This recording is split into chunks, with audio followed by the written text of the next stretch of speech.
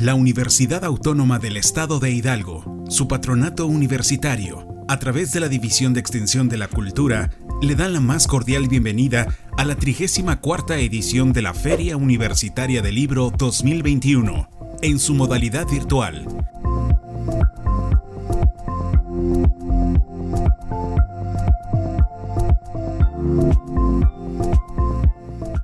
Muy buenas tardes, amigos y amigas del auditorio. Mil gracias por acompañarnos en este programa especial para la Feria del Libro de la Universidad del Estado de Hidalgo. Y pues bueno, mi nombre es Sergio Miranda y estaremos aquí platicando con nuestro invitado del día de hoy, Óscar. Muy buenos días, bienvenido. Gracias. Y pues bueno, amigo, amiga, le voy a comentar un poco más sobre nuestro invitado, quien vamos a estar aquí platicando no nada más de literatura, sino de otras personajes féricos, naturaleza, etcétera, etcétera. Y pues bueno, déjenme comentarles un poco más sobre él. Óscar Baños Huerta nació en Pachuca, Hidalgo, ha participado en revistas de divulgación cultural dentro del estado de Hidalgo, obtuvo mención honorífica en la edición número 22 del Premio Nacional de Cuento Fantástico y de Ciencia Ficción, convocado por el gobierno del estado de Puebla y la Secretaría de Cultura de Puebla en el año 2006. Fue becario de letras por parte del Fondo Estatal para la Cultura y las Artes del Estado de Hidalgo en el 2010. Ganó el primer lugar, en la edición número 24 del certamen de composición poética Orquídea de Plata. En el año 2010 fue columnista y articulista de la revista Chispas para encender ideas del Consejo Nacional de Fomento Educativo. Su libro, Orígenes e Historias, obtuvo el Premio Internacional de Cuento, Mito y Leyenda Andrés Enestrosa en el año 2013, que convoca a la Secretaría de Cultura de Artes de Oaxaca. El Fondo Estatal para la Cultura y las Artes de Hidalgo publicó su libro de cuentos cortos, A Ras de Lona, en el 2015. El programa de apoyo para las culturas y municipales y comunitarias, el PACMIC, aprobó el recurso para la publicación de sus libros Los Señores de la Tierra, publicado en 2017, y Palabras Viejas, publicado en el 2018. Pues bienvenido, Óscar. Muchas gracias, Sergio. Pues aquí estamos en la Feria Universitaria del Libro para platicar un poquito. Sí. Bueno, sí, va a ser un poco, pero hay mucho de qué hablar. Claro. Sustancioso y concreto también. Y primero que nada, pues bueno, aquí tenemos parte de la obra del maestro, ¿no? Algunos de los tantos libros y materiales que ha publicado. Y pues bueno, Óscar, platícanos para iniciar con esta charla, que nos vayas como comentando también sobre bueno, yo he leído parte de tu obra, ¿no? Y los principales ejes sí tienen que ver con cuestiones de seres mitológicos o féricos, que, bueno, principalmente a veces se cree que nada más viven en las comunidades indígenas, ¿no? Pero estos elementos, ¿no? Esta naturaleza sagrada no solamente está en esas comunidades, ¿no? También en comunidades rurales. ¿Nos puedes platicar cómo has ido teniendo contacto con toda esta cosmovisión, Óscar?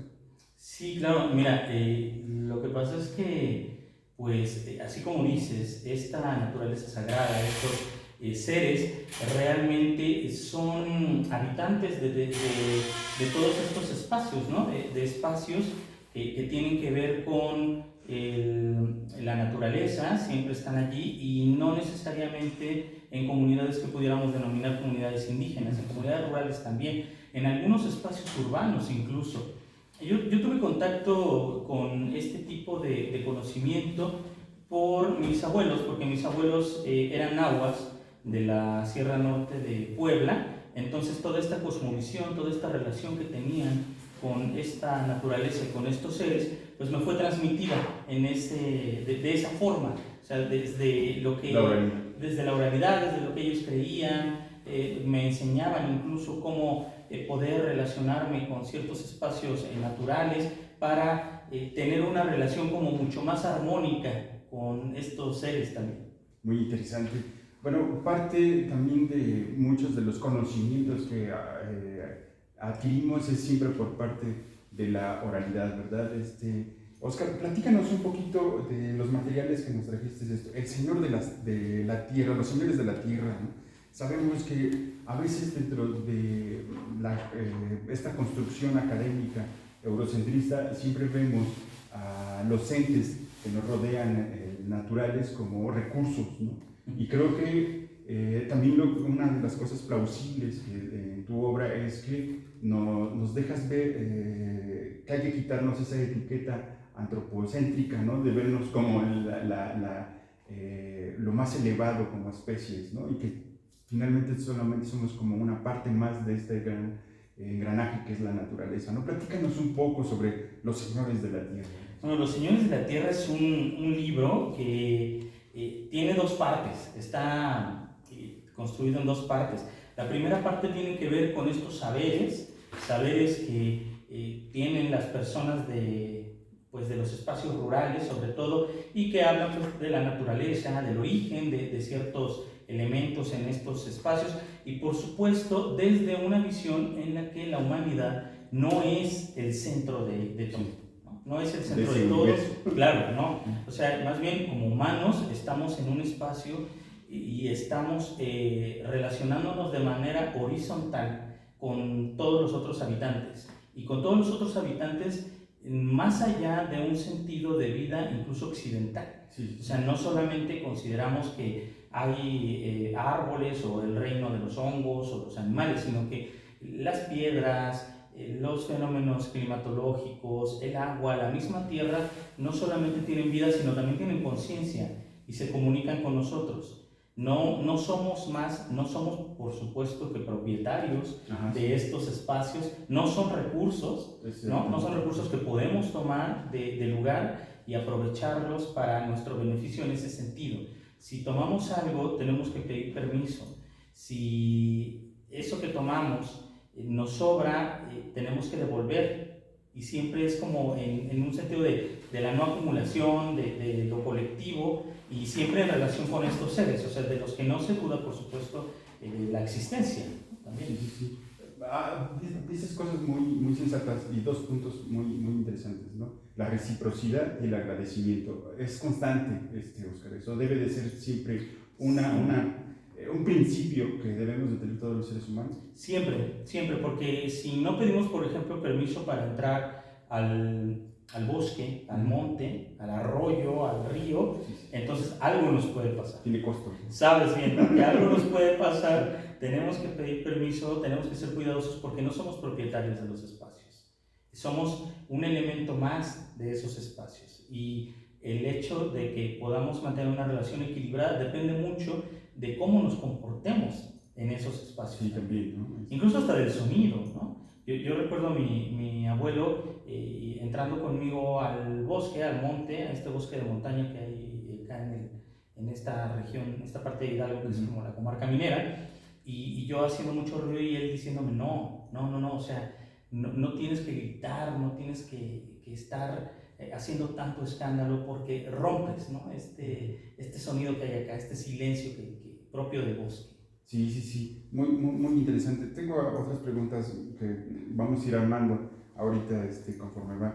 Este material también es altamente recomendable, amigo o amiga, que nos está siguiendo a través de este video. Bernardo y la abuela Benchulina. Mucho de lo que nos estás platicando, ¿no? Cómo se hereda este conocimiento, aparte del contacto con los abuelos, la sabiduría que también adquirieron los abuelos con el paso del tiempo, pero que también lo fueron heredando. ¿Bernardo es Óscar Baños? Bernardo tiene un poco de Óscar Baños, seguramente. También tiene, así se llama mi hijo, ¿no? También, pero creo que también pudiera ser tú, puede ser mi propio abuelo, el tuyo, porque todas estas personas fueron depositarias, de alguna manera, pues de estos saberes que se van heredando de generaciones muy antiguas. De sus propios abuelos, los abuelos de los abuelos, los abuelos de los abuelos. Si me permites, quisiera compartir un texto de el libro de Bernardo y la abuela Benchulina. Trata sobre todo de la relación de una abuela con su nieto, y esta relación en el sentido de todo lo que le transmite, todo el conocimiento en lo cotidiano, porque lo cotidiano es un espacio muy importante en estos lugares. lo cotidiano como un lugar y como un tiempo sagrados también. Y hay algunas cosas rituales, ¿no? En lo cotidiano, como ir a por el agua, sí. el tiempo para el miscomer, cosas como estas, ¿no? Cosas, claro, y cosas que en lo urbanizado o desde el pensamiento occidental ya no reparamos mucho en ellas y tienen un sentido sagrado y ritual, como bien lo dices, ¿no? Sí. Este se llama el arroyo. Bernardo salió del arroyo tiritando de frío. Su piel se llenó de granitos temblorosos. El arroyo silencioso no dejó que abandonara las aguas del todo. Atrapó al espíritu de Bernardo y lo guardó en lo profundo de su corazón de espuma. El hambre se fue. El cuerpo extraña lo que el arroyo tomó. Hay que llamar al espíritu. Se gritó dentro de una olla con agua y flores animándolo a venir. En lo profundo del arroyo, el espíritu escuchó. Pidió permiso para irse. Explicó que necesitaba entrar en el cuerpo moreno de Bernardo, porque era su casa, que la próxima vez Bernardo no olvidaría pedir permiso de jugar en sus aguas. El arroyo decidió liberarlo. El espíritu salió volando, dando brincos, se colgó de los bejucos, gritó de gusto al sentir los rayos del sol, entró en la boca de Bernardo y le pintó de nuevo el brillo en los ojos. Interesantísimo, muy bonito. Fíjate que son como de estas experiencias de que a veces, precisamente si no pide uno permiso al ente, se pueden apropiar ellos de uno, ¿no? Exacto. Esta cuestión, que bueno, desde la cuestión subjetiva, como el alma, ¿no? El espíritu, ¿no? Como este halo, ¿no? que invisible, ¿no? que nos tiene como animados, ¿no? Muy interesante esta situación. También una de las cosas plausibles de muchos de los materiales de nuestro amigo Oscar es que son bilingües, ¿no? Ese también es otro aporte para ampliar el uso social y público de los idiomas originarios, ¿no, Oscar? Platícanos un poco cómo es que surge esto también. Este texto, Bernardo y la bola de Anchulina, es bilingüe en náhuatl castellano. La variante de náhuatl que se utilizó para este libro es la de la Sierra Alta de Hidalgo. Quien hizo este trabajo de traducción es un amigo mío que se llama Valentín y que él es hablante, ¿no? Es su primera lengua, el náhuatl. Su L1. Sí, su L1, y él hizo la traducción. Pero aparte fue un trabajo muy bonito porque no solamente fue como te doy los textos y tú los traduces, no. Estos textos casi puedo decir que se crearon al mismo tiempo en castellano y en náhuatl, porque los fuimos platicando, los fuimos dialogando, fuimos compartiendo para que tuvieran el mismo sentido en las dos lenguas. Sí, porque luego a veces si no se cuenta como con ese cuidado, termina siendo otra cosa, ¿no? El trabajo final, ¿no? De los libros bilingües, ¿no? Y bueno, platicábamos de una experiencia que vimos, ¿no? Sobre esa situación. Sí. Este libro, Palabras Viajeras, muy bonito también. Otra cosa que también llama fuertemente mi atención son las ilustraciones, Oscar. Muchas veces podemos pensar que solamente son materiales para niños, que de hecho sí son altamente recomendables también para niñas, tienen esta cuestión lúdica, didáctica, ¿no? de la animación, de estas ilustraciones muy bonitas, ¿no? Muy bien hechas. También esto es una iniciativa tuya, Oscar, que los materiales tengan esto visiblemente hablando. Sí, a mí me gusta leer materiales que tengan imágenes.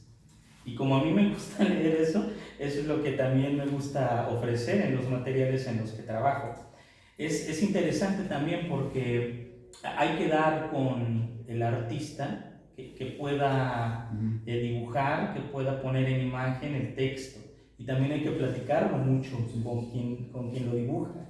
Eso también se establece un diálogo entre quien escribe, en este caso yo, y quien está dibujándolo, precisamente para que esa imagen, esa ilustración, pues sí refleje lo que quiere decir el texto. En el caso de Palabras Viajeras, que es está escrito un poco como en verso, están escritos en verso. Participaron dos ilustradores. Uno de ellos es un pintor de San Luis Potosí y otro es un ilustrador de Michoacán, de Tierra Caliente. Entonces ellos fueron dibujando cada uno pues ciertos textos para que pudieran de alguna manera pues ilustrar, ¿no? Lo que decían. Este dibujo, por ejemplo, lo hizo el pintor de San Luis Potosí, y la contraportada está hecha por este ilustrador de Michoacán. Pero son personas que también tienen pues esa herencia, ¿no? O sea, tienen ese conocimiento pues podemos decirlo como de lo mesoamericano, por sus abuelos también, por su propia formación, por su propia cultura, y por eso me parece que lo pudieron reflejar así como muy bien. Sí, sí, de hecho, siempre que he tenido oportunidad, hace rato comentabas te gusta ver imágenes pero los que hemos tenido oportunidad de leerte, ¿no? En todas estas obras, una de las cosas que también me gusta bastante es que cuando uno va leyéndote, se va uno imaginando todo, ¿no? O sea, también la forma de tu narrativa está muy llena de imágenes, o sea, creas un vínculo y es un canal muy interesante que te facilita mucho como hacer el cortometraje de esa historia dentro de la cabeza, ¿no? Eso también es un logro que difícilmente a veces se nota en la escritura, ¿no? Que también le dedique ese tiempo el escritor a generar ese tipo de trabajo para generar como una simbiosis, ¿no? con el lector, ¿no? Y el lector a la vez con la imagen, ¿no? Eso es muy interesante. Regresando un poquito al inicio de la charla, o sea, hablábamos sobre cómo desde la perspectiva eurocentrista vemos esto de los recursos, ¿no? Que bueno, yo no creo que sean recursos. Tal vez tú nos puedas apoyar un poco más ampliándonos esto, ¿no? Porque también se ve que muchos de las cosas que tenemos cercanía con esto, ¿no? Por ejemplo, los señores de la tierra, ¿no? También para muchos se piensa que es como una especie de superchería, ¿no? De superstición, de cosas sobrenaturales, ¿no? Esto, más que sobrenatural y simple biología o ciencia natural, tiene otra situación, es como naturaleza sagrada, vaya, o sea, se ven dentro de esta herencia cosmovisional que tienes, a los elementos se les ve más como naturaleza sagrada. Más como naturaleza sagrada, y aquí tocas un punto bien importante, que tiene que ver con la construcción del conocimiento, porque el conocimiento desde Occidente o de esta mirada eurocéntrica se construye o se valida solamente si es científico, pero no es la única vía para construir conocimiento. En todos los grupos indígenas, en muchos grupos que no son occidentales, el conocimiento se construye de una diversidad de maneras muy distintas. Entonces, esta es una manera, es una forma de interpretar la realidad, una forma específica de interpretar la realidad. ¿Cómo se interpreta desde aquí? Pues considerando, por ejemplo, el lugar de la humanidad como parte de la naturaleza. No hay una separación. Sí. Que pasó en Occidente, ¿no? En Occidente se separa la naturaleza de la humanidad, y entonces la naturaleza pasa a ser un recurso, pasa a ser un bien utilitario que podemos tomar, del que nos podemos hacer, y entonces todo tiene precio, ¿no? El bosque tiene precio, la tierra tiene precio, pero desde este otro lugar en el que la humanidad no estamos separados de la naturaleza no solamente no se vende ni se compra, sino que se respeta en un sentido horizontal. O sea, somos parte de la naturaleza, pero porque somos naturaleza también. Volveremos a la naturaleza. Sí podemos tomar elementos de la naturaleza porque necesitamos para vivir estos elementos, pero no es porque nos pertenezcan, sino porque se entiende que hay una relación.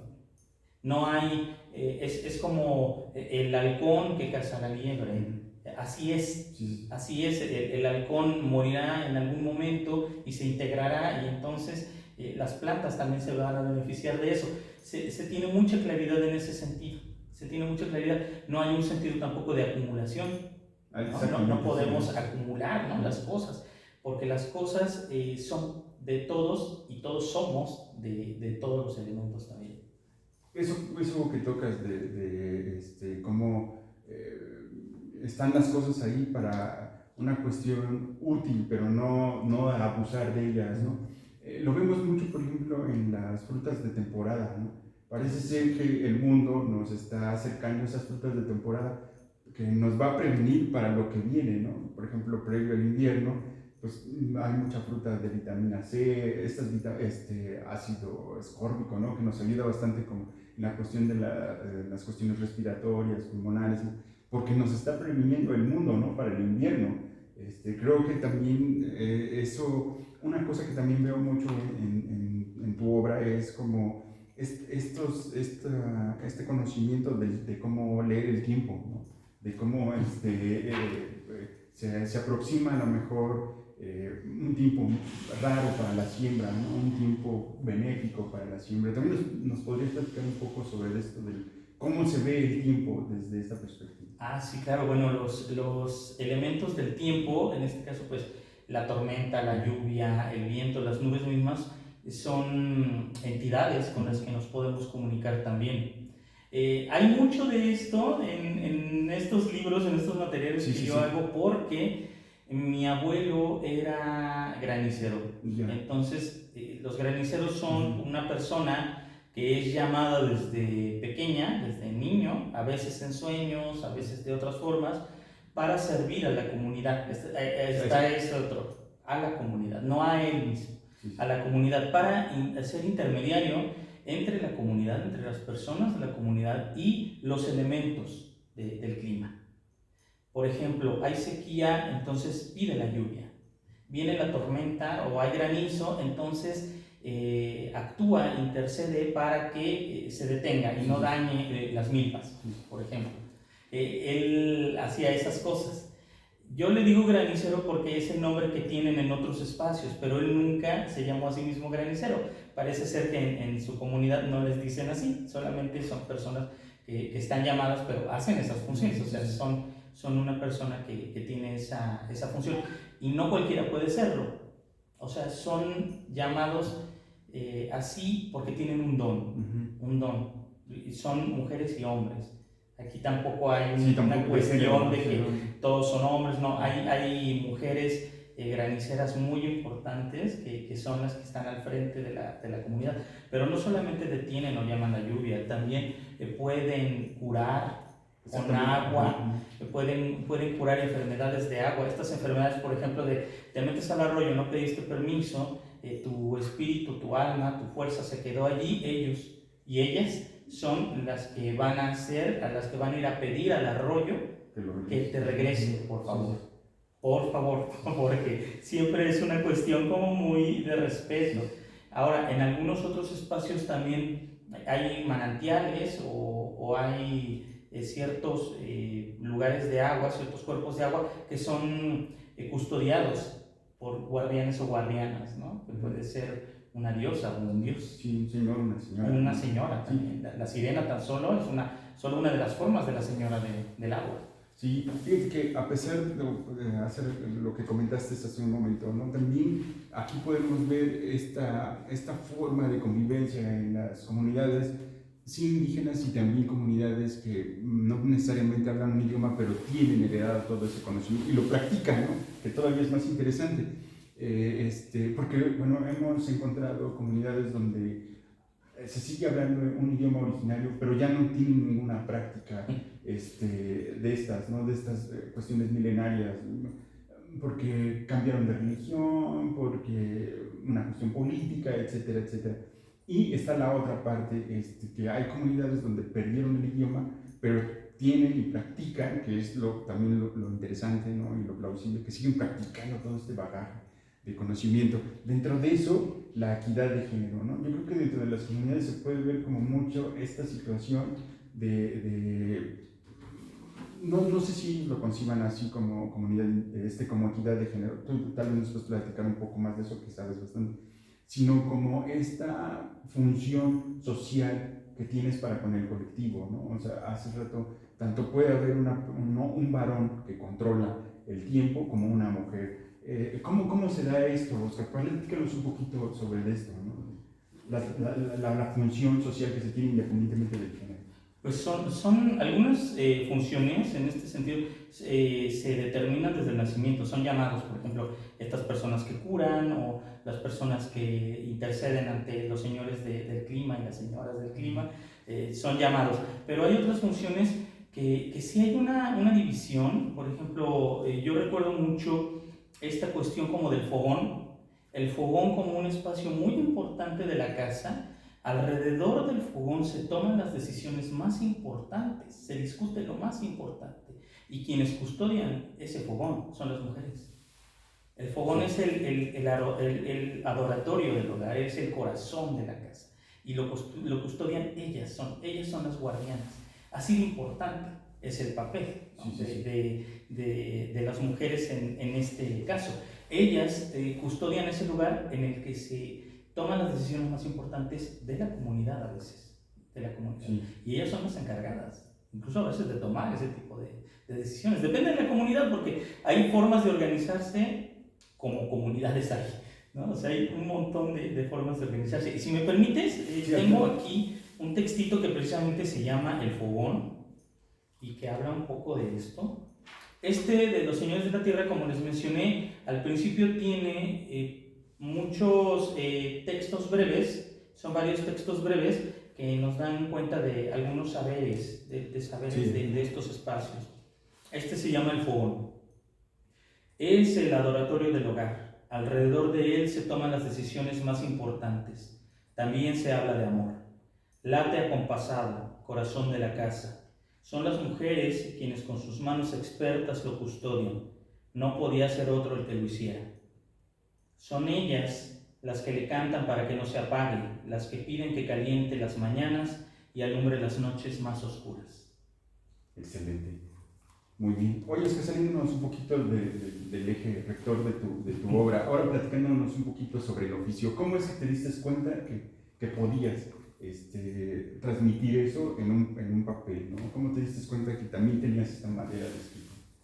Pues primero porque empecé contando, como todos en esa tradición, empezamos contando, empezamos escuchando, empezamos a recibir los conocimientos y las historias desde la oralidad, justo a veces alrededor del fogón, así de importante. Y después yo contaba mis propias historias. Yo empecé a escribir, empecé a ponerlas en letra, ya hasta que estuve escolarizado en secundaria, o sea, no en primaria ni nada, ya hasta secundaria por los trabajos escolares. Entonces me di cuenta de que era una forma que me venía muy bien a mí, porque yo los pensaba, yo le contaba historias a mis compañeras y a mis compañeros de escuela, pero yo cuando iba a la escuela yo no vivía en la ciudad, yo vivía en otro lugar, entonces yo tenía que ir a la escuela, a la ciudad, y todo ese trayecto de regreso, sobre todo de regreso, era que yo me iba inventando cosas, que yo me encontraba con serpiente o con algún correcaminos, ¿no?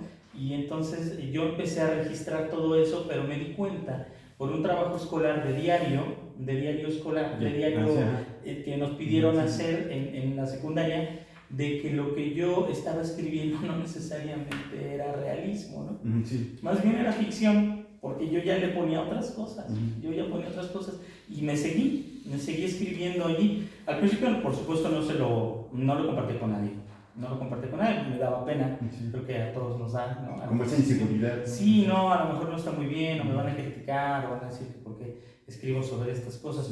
Poco a poco me fui animando, y me parece que es una cuestión recurrente, que la primera experiencia que tuve de ir a un espacio en donde se compartían los textos, me fue muy mal.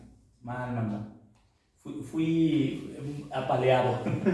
Sí. Así se aprende a veces. Sí, yo creo que sí. Y eso también te dio como fuerzas para insistir. Primero lo que quise fue huir de ahí. Me fui a esconder. No quise volver a enseñarle nada a nadie. Dejé de escribir incluso bastantes meses. Dije, no, pues lo que escribo no tiene valor, no tiene sentido que yo lo comparta. Pero ya después, pues uno es necio, ¿no? Uno es necio y volví y escribí. Ya no volví a ese espacio, porque también me parece que los espacios tienen que ser amables. O sea, sí entiendo que puedan hacerte alguna crítica, pero también creo que los espacios tienen que ser amables y que la finalidad no es desmenuzar al que comparte. Sino Y más también de orientación. De orientar, Creo que sí. es una de las primeras funciones del tutor o el que esté dando ahí como el líder de estos espacios, ¿no? También su función es más como de guía, ¿no? Tal vez te funcionaría esto o lo otro. Y sí tienes mucha razón, me he topado en espacios donde el que liderea esto es muy agresivo, ¿no? No son nada amables los espacios. Acá más bien fue uno de los compañeros que ya tenía bastante tiempo el que era agresivo con quienes compartíamos y sobre todo con quienes apenas llegábamos. Pero el papel de quien estaba coordinando pues tampoco fue el adecuado porque no mediaba, ¿no? Le permitía hacer este tipo de cosas. Sí. Y pues sí violentaba, ¿no? a las y a los que estábamos, porque creo que fuimos varios y varias que no regresamos de ahí. Sí. Muy bien, Oscar, no solamente nuestro invitado, el maestro Oscar, tiene el grueso de su obra trabaja sobre estos ejes, ¿no? Sobre cuestiones como las que hemos venido platicando, pero también tienes un libro que a mí fue el primero que leí, incluso a ras de lona, ¿no? Y me llamó mucho la atención por la cuestión de que soy gran fan de las luchas también, ¿no? Si bien el título de repente llama la atención por la cuestión luchística, sí tiene que ver un poquito con ellos, pero también tiene que ver con cuestiones cotidianas, incluso algunas un tanto trágicas de la cuestión urbana. Platícanos un poco sobre este trabajo, Oscar. Ese libro de Arras de Lona sí es distinto en ese sentido a estos otros, porque aparte se ubica en lo urbano, ¿no? En la urbanidad, pero lo que yo quise hacer con ese libro fue contar historias que no hablaran de esos grandes personajes que todas y todos conocemos, ¿no? O sea, no hablar del santo, no hablar de Blue Demon, no, porque ya se ha escrito mucho sobre ellos, me parece. Entonces yo quise contar de esos otros y de esas otras luchadoras, esas que están en las arenas de lucha libre del barrio, en las arenas de lucha libre que se montan. Bueno, aquí en Pachuca, antes al menos, una práctica muy habitual era que cuando era Día del Niño, en algunos lugares o plazas se ponía el ring y los luchadores ofrecían el espectáculo gratis porque era Día del Niño, era el regalo para los niños. Y de repente todavía se hace, incluso en estacionamientos de centros comerciales. Yo lo he visto últimamente. Bueno, antes de la pandemia. Pero todavía se hace en esos espacios. Esa es la que a mí me interesaba. Los personajes que se mueven en esos espacios. En el anonimato, porque son luchadores y luchadoras locales. Y también otro tipo de personajes, el entrenador, el referee, la que vende los boletos, la arena misma como un espacio en el que suceden cosas, el mascarero, quien diseña la máscara, ¿no? Que también es un personaje muy importante y no pienso que no tenía como mucho protagonismo en estos espacios, al menos no en las letras. Y bueno, aunque son de primera instancia uno puede leer este trabajo de Rasmus, pues son varias historias, ¿no? Y puede uno pensar que están separadas, pero ya haciendo como una lectura un poquito más profunda, puede uno ver que está hilada, es una gran historia de varios personajes en una misma historia, ¿no? Eso también es muy plausible por parte de Oscar, que también, como les comentaba al inicio, nos ayuda mucho como lectores, ¿no? A seguirla. Incluso uno lee la primera historia y ya se queda uno ahí, ¿no? Para continuar y terminar de leer todo el libro en este caso, ¿no? Oscar, siempre cuando se habla sobre conocimientos ancestrales, sabiduría de los pueblos originarios, de los pueblos rurales, a veces, más cuando ya vamos a la escuela o así, y empezamos a tener otro tipo de lecturas, otro tipo de construcción académica, se genera un conflicto. ¿A ti te ha generado un conflicto esto de la educación neurocentrista así fría con este tipo de trabajos?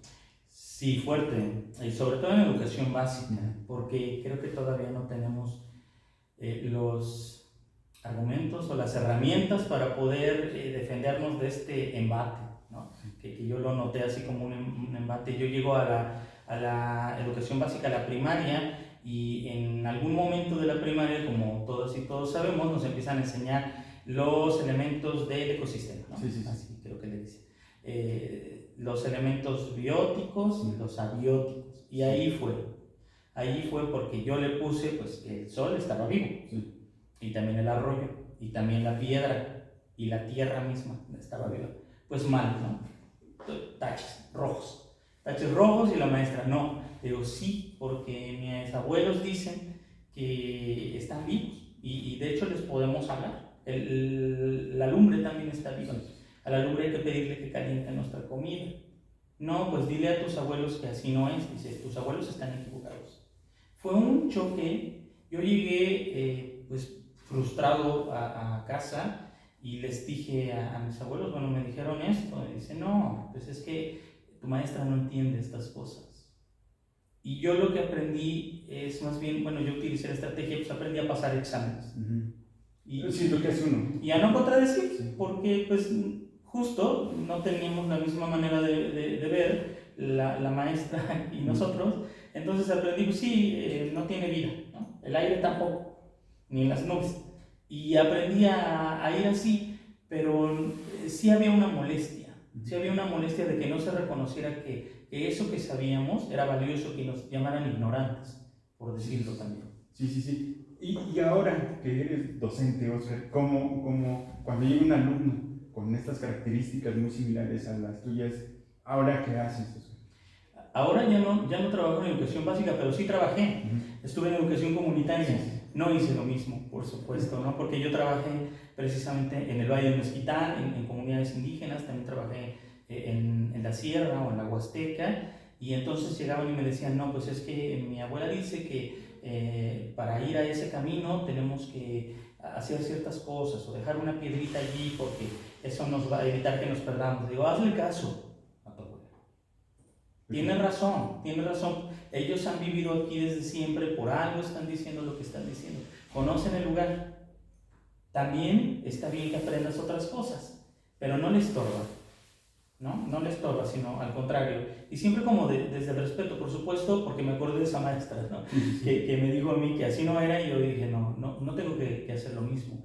Y ahora en educación superior, soy docente de educación superior, lo que hago es, ya en otro nivel, ¿no? Comparar estas formas de construcción de conocimiento que son igual de válidas, tratar de mirar desde otros lugares que no sean Europa y el método científico para entender nuestras realidades. Y sobre todo lo que trato es de que las y los estudiantes reconozcan los propios saberes que tienen, porque todas y todos tenemos ese tipo de saberes. Y que lo compartan. Y lo compartimos, por supuesto, sí. Sí, muy interesante. Oscar, ¿nos podrías leer algo de palabras viajeras?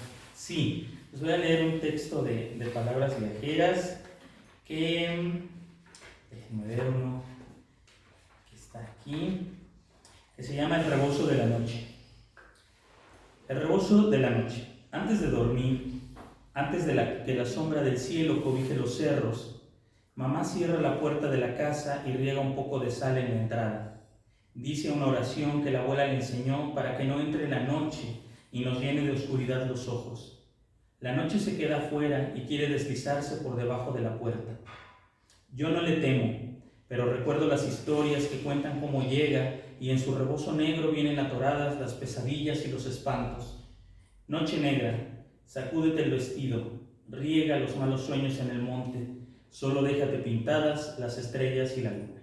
Sí, y interesante, muy sabroso. Comentas ahorita sobre la noche, ¿no? Que a veces pareciera que no pasa nada en la noche y está llena de actividad, ¿no? Los mejores eventos pasan en la noche. Pasan en la noche, sí. Y además, ¿hace cuánto que dejamos de habitar la noche? Sí. Porque en las comunidades la noche se habita. Sí. O sea, uno puede despertarse y hacer actividad y luego volver a dormir. Pero nos han enseñado, y ahí viene de nuevo este conocimiento como occidental, de que tenemos que dormir 8 horas corridas. Y no habitamos la noche. Sí. No habitamos la noche como en esos otros espacios sí se habita.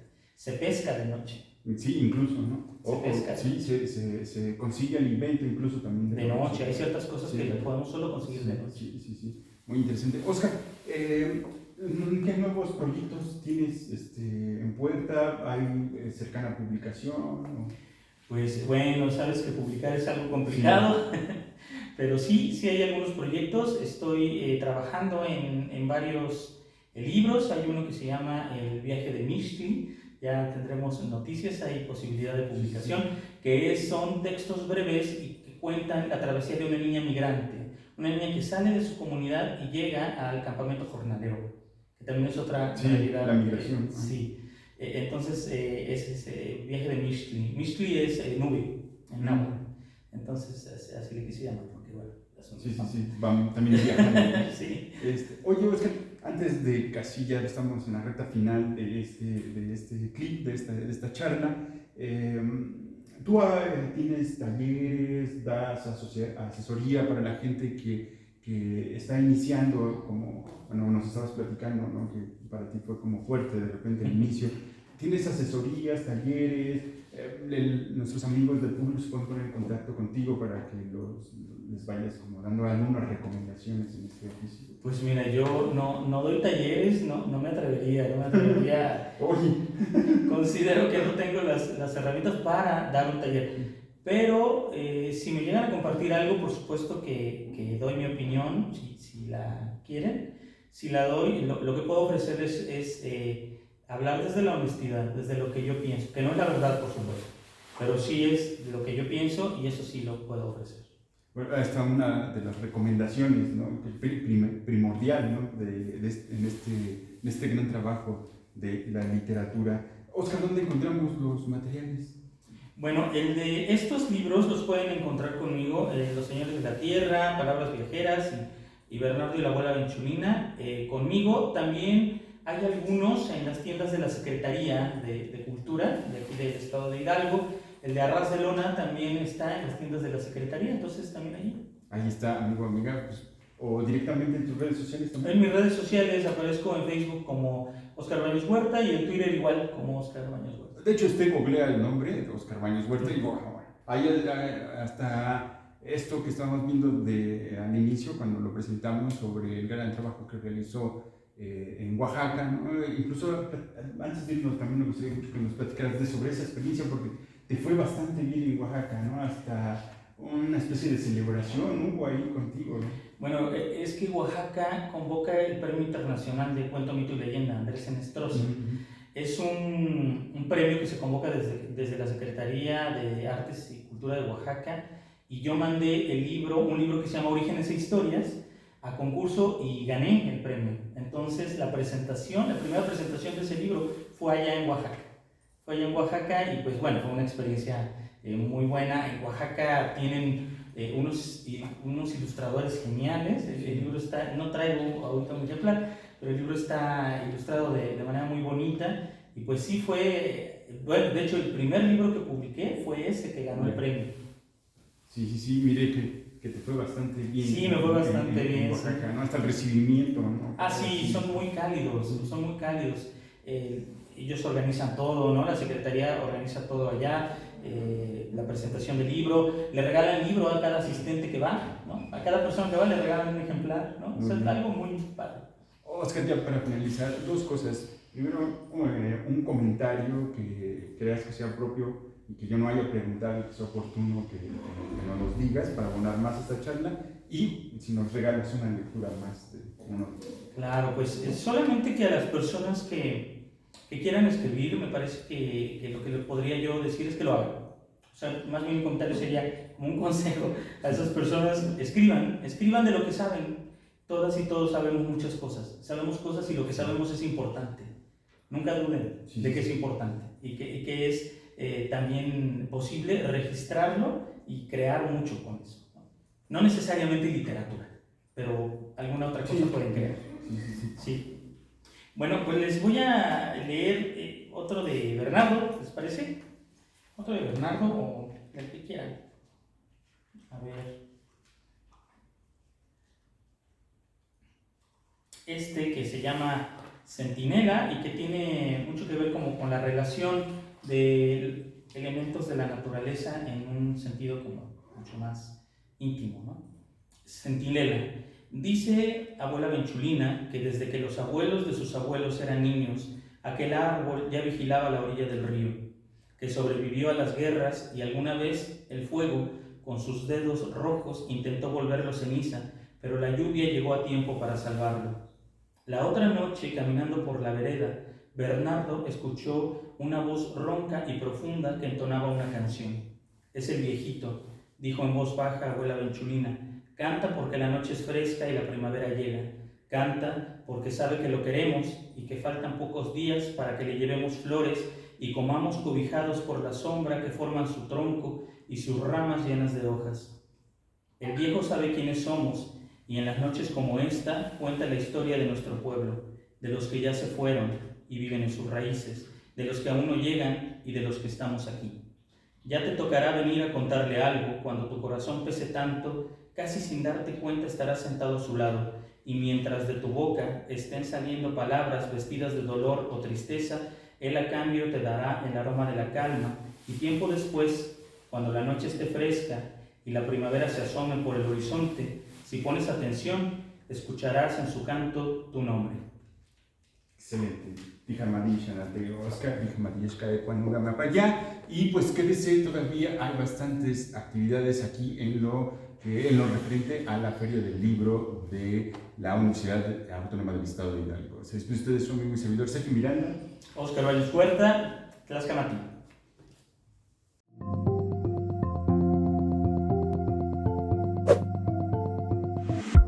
La FUL agradece tu asistencia.